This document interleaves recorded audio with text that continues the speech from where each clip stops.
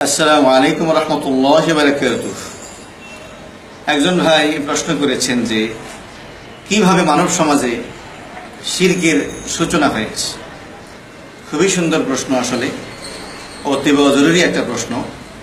আসলে মানব সভ্যতায় সর্বপ্রথম শিরক প্রবেশ করেছে মূলত মূর্তির মাধ্যমে, প্রতিমা ভাস্কর্যের মাধ্যমে। আল্লাহ তাআলা আমাদেরকে কোরআনে কারীমের মধ্যে জানাচ্ছেন যে পূর্বেকার লোকেরা তারা যে সকল মূর্তির পূজা করত, যে সকল মূর্তি কেন্দ্রিক শিরক সারা দুনিয়াতে ছড়িয়ে পড়েছে, সেই ইতিহাস আল্লাহ তাআলা নিজেই আমাদের সামনে তুলে ধরছেন। ওয়াকালু লা তাযারুন্না আলিহাতাকুম ওয়ালা তাযারুন্না ওয়াদ্দান ওয়ালা সুওয়াআন ওয়ালা ইয়াগুসা ওয়ায়াউকা ওয়া নাসরা, সূরা নূহ 23 নম্বর আয়াত। যে আল্লাহ তাআলা বলছেন যে পূর্বেকার যারা প্রথম শিরক করেছিল তাদের শিরকের সূচনা হয়েছিল মূলত তারা উদ নামক মূর্তির পূজা করত। সুয়া, ইয়াগুস, ইয়াউক, নাসর এই জাতীয় মূর্তিদের তারা পূজা করত। এরা কিসের মূর্তি? মূলত নূহ আলাইহিস সালাতু ওয়াস সালামের জাতির এরা ছিল নেককার এবং সৎ ব্যক্তি, আল্লাহ তাআলার প্রিয় ভাজন তারা ছিল। এদের মৃত্যুর পরে শয়তান তাদের যারা অনুসারী ছিল তাদের মধ্যে ওয়াসওয়াসা সৃষ্টি করেছে। আল্লামা ইমাম কুরতুবী রহমতুল্লাহি আলাইহি তিনি বলছেন, ওয়া ইন্নামা সাওয়ারা আওয়াইলু আস-সুওয়ার, তাদের পূর্বেকার লোকেরা এরকম সূরত, মূর্তি, প্রতিমা, ভাস্কর্য তারা নির্মাণ করেছে। কেন? লাইয়াতা আসসাউ বিহা, যাতে করে তারা তাদের অনুসরণ করতে পারে।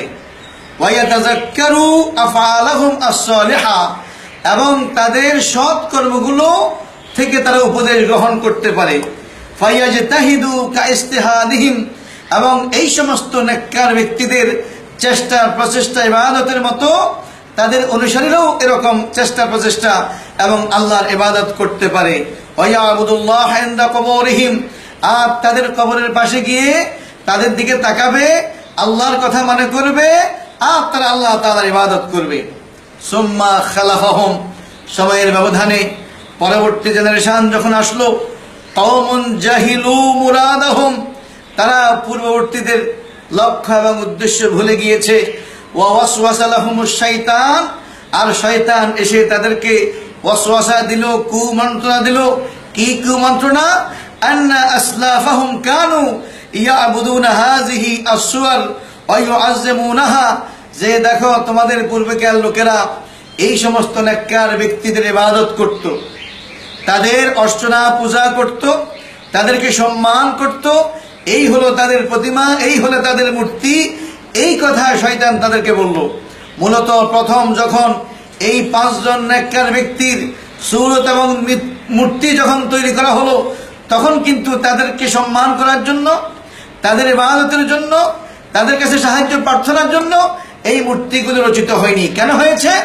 যে মূলত আমরা তাদেরকে দেখব, দেখলে পরে আমাদের আল্লাহর কথা মনে হবে, তারা কিভাবে আল্লাহর জন্য মুজাহাদা করেছেন, কিভাবে চেষ্টা প্রচেষ্টা করেছেন, জিকির আজকার করেছেন, দাওয়াত তালিমের কাজ করেছেন, এই কথাগুলো মনে পড়বে, আর আমরা তাদের মতো করে আমরাও আল্লাহ তাআলার জন্য কাজ করব। এই দৃষ্টিভঙ্গির আলোকেই সর্বপ্রথম তাদের মূর্তি রচিত হয়েছে। কিন্তু সময়ের ব্যবধানে তাদের পরবর্তী জেনারেশন পূর্ববর্তীদের এরকম শিক্ষা ভুলে গেল, শয়তান এসে ওয়াসওয়াসা দিল, আর শয়তান বলল যে তোমাদের আগেকার লোকেরা এই মূর্তিগুলোরই মূলত ইবাদত করত, তাদেরকেই সম্মান করত, তাদের কাছে এসে সাহায্য প্রার্থনা করত, সুতরাং তোমরা তাদের মতো করো। সম্মানিত ভাইরা আমার, এইভাবেই মূলত মূর্তি কেন্দ্রিক শিরকের প্রচলন মানব সভ্যতায় সর্বপ্রথম শুরু হয়েছে। সুতরাং আমাদেরকে অত্যন্ত সতর্ক থাকতে হবে, কোনোভাবেই সূরত কেন্দ্রিক, মূর্তি কেন্দ্রিক মুসলমানদেরকে জড়া যাবে না। আমাদের তো বিশ্বাস হলো আল্লাযীনা ইউমিনুনা বিল গায়ব, আমরা তো সেই আল্লাহর প্রতি ঈমান এনেছি, সেই আল্লাহর ইবাদত করি যিনি হচ্ছেন গায়েব, যিনি হচ্ছেন অদৃশ্য, যাকে দেখা যায় না। সুতরাং গায়েব ছাড়া হাদের কোনো কিছু সামনে রেখে ইবাদত করার দৃষ্টিভঙ্গি থেকেই মূলত সর্বপ্রথম শিরকের সূচনা হয়েছে। আর পরবর্তীতে তো সেই মূর্তির পূজাই শুরু হয়ে গেল, মূর্তি কেন্দ্রিক ইবাদত বন্দেগী, দোয়া প্রার্থনা সব শুরু হয়ে গেল। সম্মানিত ভাইরা, আসুন আমাদেরকে সবাইকে আল্লাহ তাআলা এই মূর্তি কেন্দ্রিক ভালোবাসা, মূর্তি নির্মাণ, মূর্তি টাঙ্গানো, মূর্তি ঝুলানো, মূর্তিকে জড়িয়ে ধরে ছবি তোলা, মূর্তি সব জায়গায় স্থাপন আছে কিনা এই কেন্দ্রিক মনিটরিং করা ইত্যাদি সমস্ত কর্মকাণ্ড থেকে বেঁচে থাকতে হবে যদি আল্লাহ তাআলার সুমহান জান্নাতের মেহমান আমাদেরকে হতে হয়। অন্যথায় আমাদেরকে মূর্তি পূজারীদের যেই পরিণতি, একই পরিণতি তথা জাহান্নামে আমাদেরকে প্রবেশ করতে হবে। আল্লাহ তাআলা আমাদের সবাইকে শিরকের মতো মারাত্মক অপরাধ থেকে বেঁচে থাকার তৌফিক নসিব করুন। আমিন। ওয়া আখির দাওয়ানা আনিল হামদুলিল্লাহি রাব্বিল আলামিন। আসসালামু আলাইকুম ওয়া রাহমাতুল্লাহি ওয়া বারাকাতুহু।